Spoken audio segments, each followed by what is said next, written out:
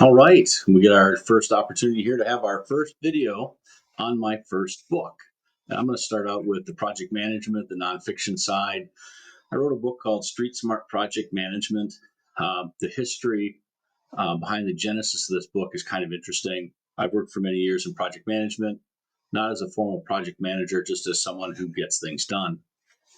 And at one point, I had a supervisor comment to me that I had a workman-like approach to accomplishing tasks, but it was highly effective. I had a toolbox, per se, to accomplish things. So I took it upon myself to begin writing down all of these bits and bobs that I collected over the years and the tools in my toolbox, the things I did to accomplish tasks. And before I knew it, I had 15,000 words. And I realized that I had the genesis of a book there. So I moved forward with writing that book. And by the time I was done, it was 50,000 words. And the title was Streetsmart Project Management. And I'll actually show it here briefly for everyone to look at. Again, you can find this on Amazon. Just look up Eric Lang in the books section. I wrote this book, a lot of humor. It's very snarky. It's very sarcastic. I had a lot of fun. And people who read it enjoyed the humor and they enjoyed the topics. But I went pretty far with the snarky and the sarcasm. It's borderline difficult if you wanted to put it, for instance, in a university bookstore, if such things exist anymore. You might have, it'll get past HR, corporate HR. There's nothing in there that should keep it out, but it's gosh darn close. And I'm going to go ahead and read the synopsis here, and then I'll talk a little bit about what's in the book. After this, Street Smart Project Management, the art of getting things done.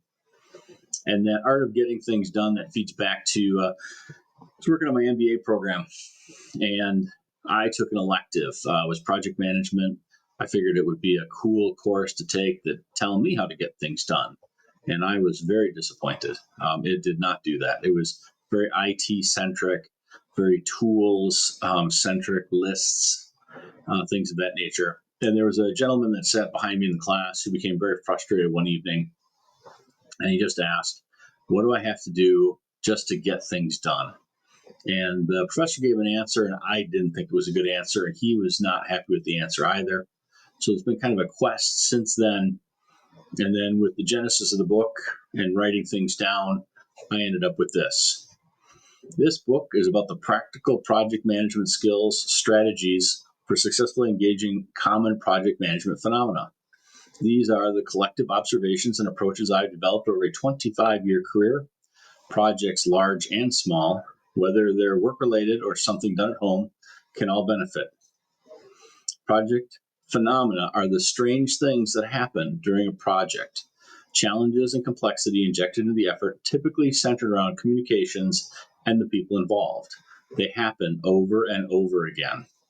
You may find yourself wondering if others are having the same experience. And yes, they are. What is shared in this book is people-centric. It reveals the what and the why. Then it guides you in constructively engaging people in the real world. There is value in having a strategy engaging project management phenomena. The real win is understanding and delivering phenomena drive synergies that cost nothing but deliver so much. Acknowledging these repeating people-centric phenomena and the opportunity they represent is the first step. What follows is developing skills to leverage the human equation and ultimately deliver success. This is the Street Smart Project Management path to making the art of getting things done your own. The key central focus of the book is people-centric project management phenomena. And these are based on observed activities or observed responses that human beings have when they're attempting to accomplish projects. And it happens over and over again. And when you read the book and you read up on these different phenomena, you will eventually reach a point where in your day-to-day life where you're working on projects is you'll begin to see them happen in real time. And to be honest with you, it's a little creepy because once you've read the book, once you've absorbed the 70 phenomena, and then you go out in project management and you start working on things and you see people begin doing these things in real time. In a lot of ways, it takes on there was a movie, I think in the 80s or 90s called Invasion of the Body Snatchers. It takes on this very creepy Invasion of the Body Snatchers feel because you begin to anticipate, not only do you recognize them in real time, you begin to anticipate when the phenomena are going to occur. And having that information, honestly, it takes a lot of stress out of project management because you know it's coming. But it'll give you the opportunity to plan ahead. So when these things do happen, and they will, there was someone who read the newer version of the book, and they remarked that at least 90% of this is things that they see on a daily basis in their project efforts. So the phenomena are real. You'll recognize them. You'll have senior project managers who will recognize and like, oh, I already know about that. And that's great. You know about that. Does everybody else know about that? And this is where you get into this common language. In addition to people-centric project management phenomena being real, there being many of them, they're repeatable, and you can strategize and plan ahead for them.